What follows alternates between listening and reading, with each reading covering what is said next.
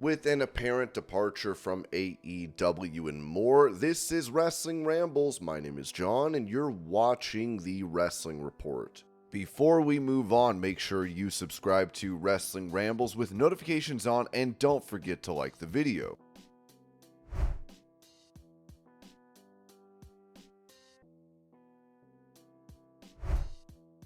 Speaking about the issues that those in the WWE locker room have with CM Punk, Drew McIntyre told WWE's The Bump, "I'm the only one that seems to have a problem with him because he's been gone, he's hurt. When he was there was lots of people with problems with him, but now that he's not there, I'm the only one keeping his name alive. So that's why. If he was there, there's a crap ton of people that have a problem with CM Punk, trust me, even if they're not saying it publicly."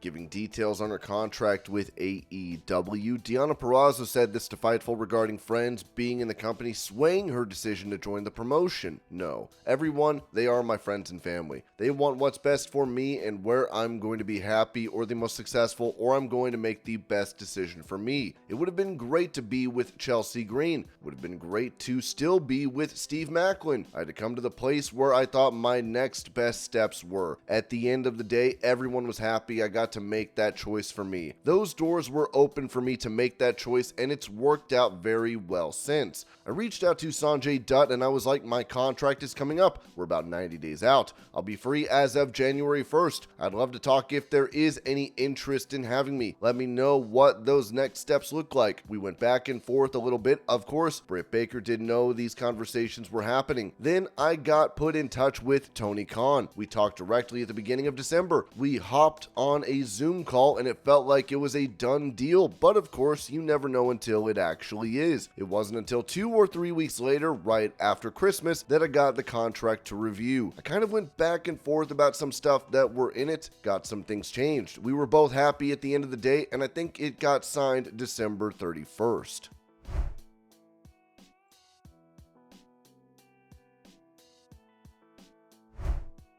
Talk about how the women's division views Nia Jax. Becky Lynch told Sony Sports Network, "Look, I have said it before, the women's locker room agrees on nothing, absolutely nothing, other than nobody likes Nia Jax. And so I think whenever she is in the mix, you're going to see a lot of people working together to get rid of her."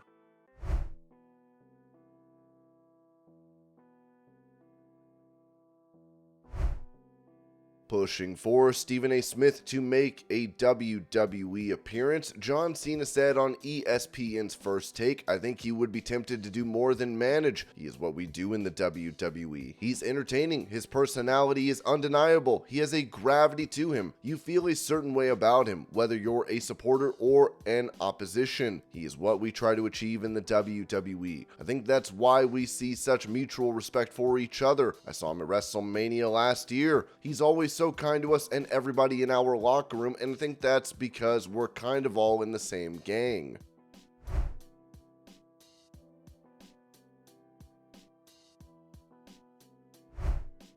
Making it clear that he is aware that many are after his position in WWE, soon to be Hall of Famer Paul Heyman told Fox News Digital, "There are stats no one else can claim. Nobody even comes remotely close. Every single one of them, there are people sitting there saying, I want that job. I want that position. I'm willing to compete with Paul Heyman for that position. And I'm cognizant of it. I'm very much aware of it. I remind myself of that every single day. There are very competent and talented people who want that spot. So I treat every single performance like it's an audition to be invited back tomorrow. And if people approach their performances like that, it'll only inspire them and motivate them to rise above even their own limitations."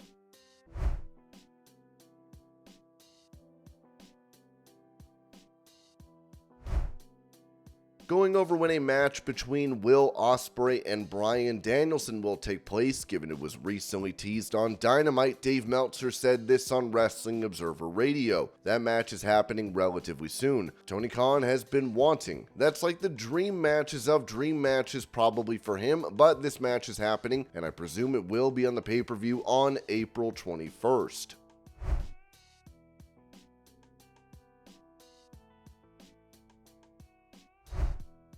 Following her sharing social media posts regarding the alleged mistreatment of women in AEW, LuFisto has asserted that promotions are avoiding booking her to preserve their relationship with AEW, as she wrote, "My USA visa coming to an end. Long text, sorry. On August 23rd, 2024, my O1A visa that allows me to work as a performer and producer in the field of professional wrestling will expire. Since U.S. immigration has all the documentation that proves that I'm eligible for such a visa for individuals with ability or achievement, renewing it is a possibility. However, it is the type of visa where you need to provide names of promotions and owners as well as possible itineraries, dates. This means that I need proofs that be working, such as a signed letter that states possible dates of work or at least an idea of how many times I could work. We produce shows every month and would love to use so as much as we could. Since I got the visa, many things changed. I was supposed to be a producer and wrestler for NWA's Empower, but the project never took off. Then there was Ring of Honor. I was introduced as a wrestling analyst during the pandemic, but when the borders finally opened, ROH was sold and everyone was let go. I didn't even get to experience one show live. However, I could still work for independent promotions. I did a lot of shows at first, but last year I ended up doing only 10 shows. Now I don't have anything planned at all in the United States for 2024. It won't surprise you if I tell you that many who were supposed to book me on a somewhat regular basis are not. It's wrestling and it happens all the time. I'm also not dumb, as I know some are not booking or talking to me anymore just in case it would ruin their chances / relationship with AEW. I knew there would be some repercussions when I came forward with my personal story and stories from inside talents, since they're not allowed to talk. Okay, I admit that I never expected a coordinated online attack that would result in many people telling me to kill myself. It is what it is. I won't change my story and lose my integrity for bookings, or anything else for that matter. I know that with so many wrestlers available now, I'm not the flavor of the month anymore. I get reminded almost daily. However, my age doesn't define my work. I can still go. I can work with any level of experience opponents and bring the best out of them. All this to say that I'm debating if I will renew the visa. It's expensive, but if it gets me income, then it's worth it. I will probably need a new sponsor as well, American citizen, agent, or company. However, if there is no work, then I just won't be able to renew and work in the United States anymore. I need promotions to back me up. I need dates. If you are a promoter and would like to help me with this in any way, please let me know. There is still time for me to apply for a renewal or make the decision not to. Thank you very much for taking the time to read this, LuFisto.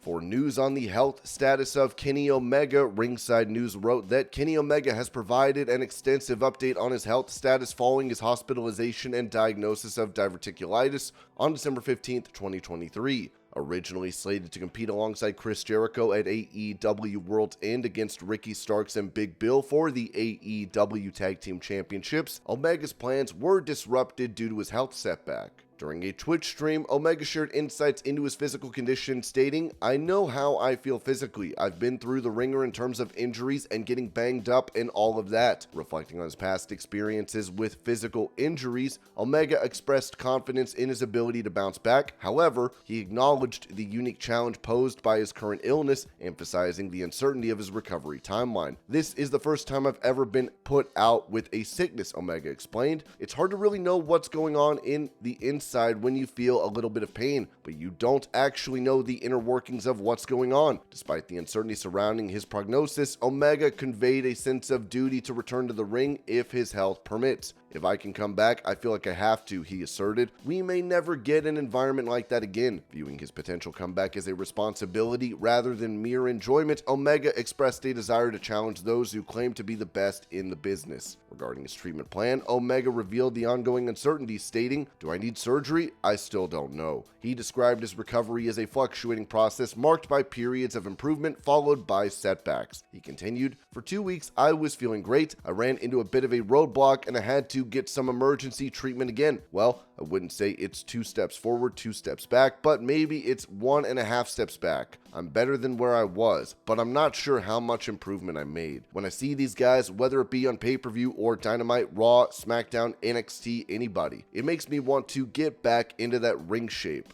I'm doing this weird balancing act of trying to manage the pain or sickness and trying to train. I'm trying to make sure things don't get too out of hand. If suddenly I'm healed and cleared, I want to hop back in. I don't want to be like, I haven't done anything in 4 or 5 months or whatever it is. I'll be disappointed, and you guys will be disappointed. The bar is so high. I don't want to come back being below that bar. I want to try the best I can.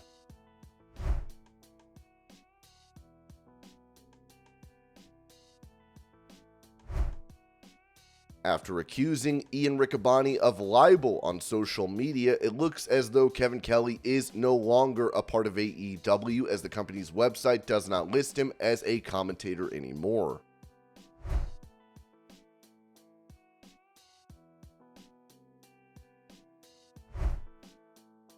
Touching on the health of Darby Allin following his spot where he went through glass at AEW Revolution, Ringside News stated Brian Alvarez shared on Wrestling Observer Radio that Allin needed just 12 stitches following this high-impact moment. This will likely come as a surprise for many who felt he would have suffered a much more serious injury.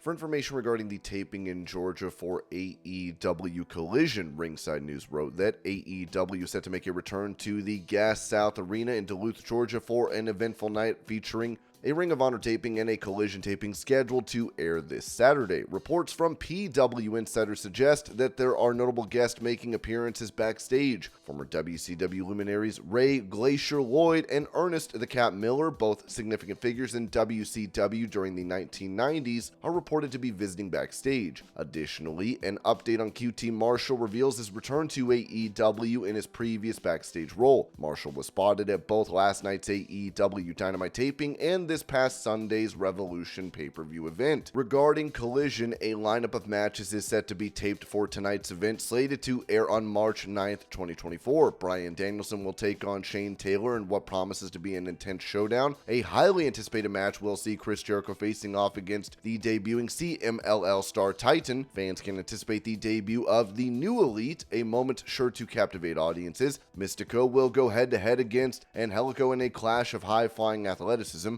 Mariah May is set to collide with Trish Adora in what is expected to be a hard-hitting encounter, and the evening will culminate in an Atlanta street fight featuring Mark Briscoe, Jay Lethal, and Jeff Jarrett taking on the formidable House of Black.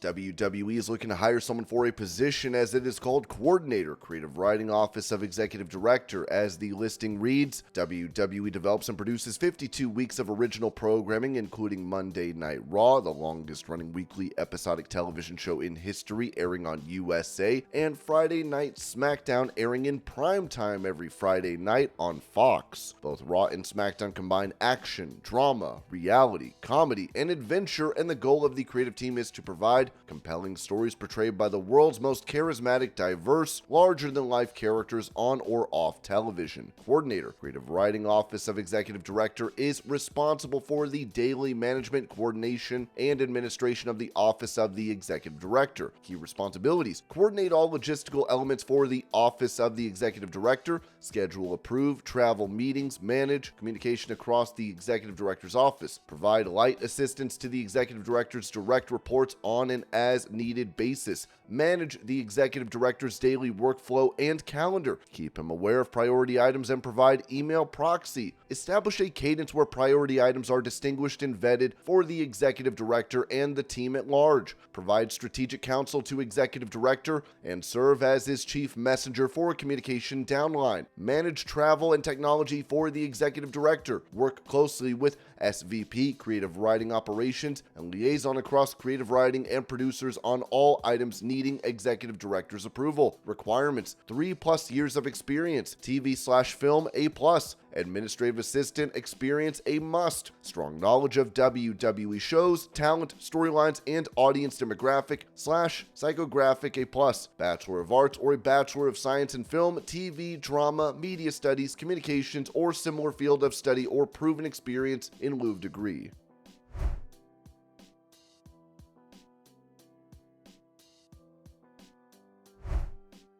Reacting to Liv Morgan wanting revenge against Nia Jax, Becky Lynch said on WWE's The Bump, "I know how I would feel if somebody did that to me. I would be pissed. I would want to fight them. I understand that. If she wants to fight me, I'll never say no." But it was one of those things where I wasn't even thinking about her match. I wasn't even thinking about the match. I was just thinking about getting my hands on Nia Jax and Retribution because it was 2 weeks in a row. And I'm not just going to sit back and take that. So retaliation had to happen, but I do apologize that it was at the expense of Liv. Sorry, I could have handled that a million different ways, but I didn't. If Liv wants to fight about it, she can. Or if she wants to cry about it, she can.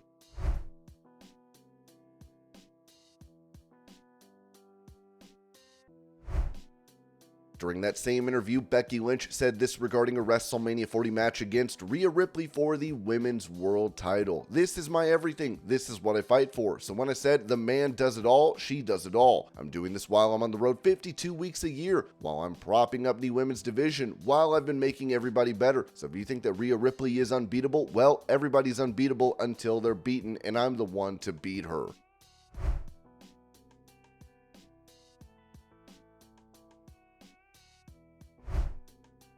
Asked if he was surprised regarding his appointment as the president of New Japan Pro Wrestling, Hiroshi Tanahashi told Purrazzo today, "In terms of timing, it's 50-50. I was surprised. As a wrestler, I've challenged for the IWGP World Heavyweight Championship once, but I lost and haven't been crowned. I believe that as a wrestler, when you stop aiming to be the best, that's when it's time to retire. When I asked myself, do you want to wear that belt? I thought I want to wear it. So I think my retirement is still a long way off. My motto is to give it my all. So I want to give it my all as a wrestler and also as president. I used to think that my pride as a wrestler and ace was to feed all the other wrestlers, employees, and even their families. And I thought that being a president was a matter of course. It's not just about wrestling. I joined New Japan Pro Wrestling straight out of college, so now I feel like a first-year member of society. I don't know if I'm a first-year student or not."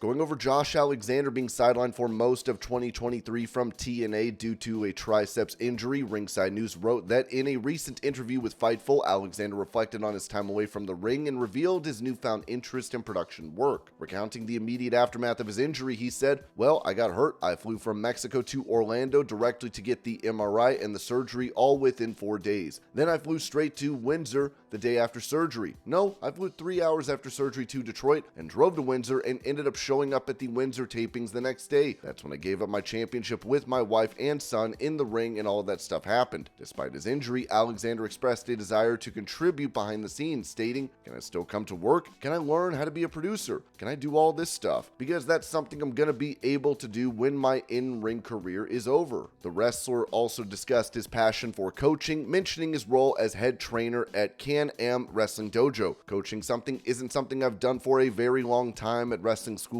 I'm currently the head trainer at Can-Am Wrestling Dojo here that's been open for 30 years in Windsor, Ontario, Canada," he said, accepting new intake for April 15th. By the way, I'll sneak that in there. "Coaching something I love to do. You just get the wheel turning. I can look at wrestling after all my experiences. I think I can help people think of things from a different perspective. That's something I enjoy." While Alexander expressed his commitment to continuing his wrestling career, he acknowledged the importance of exploring other avenues for his future. "Being a producer was something I enjoyed as well because it's something, like I said, I'm going to be able to do after my in-ring career is done, whenever that might be," he explained. "Hopefully not for a long time. But it was just important for me to keep working. I wanted to show up for work. I wanted to be around this locker room. I wanted to be around everybody that we built this relationship with over the past 5 years. I was very happy that Impact let me do that."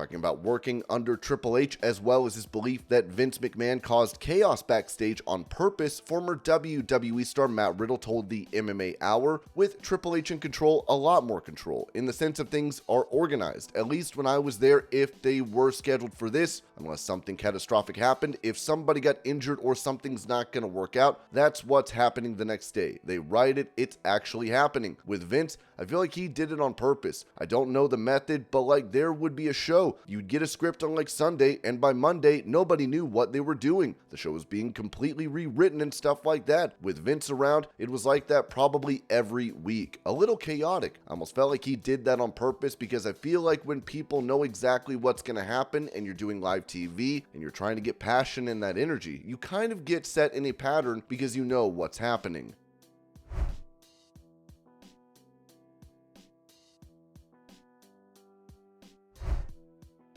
It appears that the WrestleMania 41 venue could already have been decided, as Ringside News noted that Minnesota House Bill 3934, introduced on February 19th, hinted at a significant sporting event coming to the state, with officials unable to disclose details at the time. Notably, during discussions related to this bill, it was mentioned that another major event, potentially WrestleMania, would provide an economic impact rivaling that of the Super Bowl. It was mentioned that we have a third event that we are almost ready to announce, and I hoped that we can announce it today, but we can't quite yet, but we will be sharing that in the next few weeks. This event will provide an economic impact second only to the Super Bowl. Minneapolis has been reported as a prime contender to host WrestleMania 41, with US Bank Stadium likely serving as the venue. This information was first reported back in July 2023. The economic benefits of hosting WrestleMania are substantial, with past events generating significant revenue for their respective regions. For example, WrestleMania 39 contributed $215 million to the Los Angeles region, while WrestleMania 38 brought in approximately $24.8 million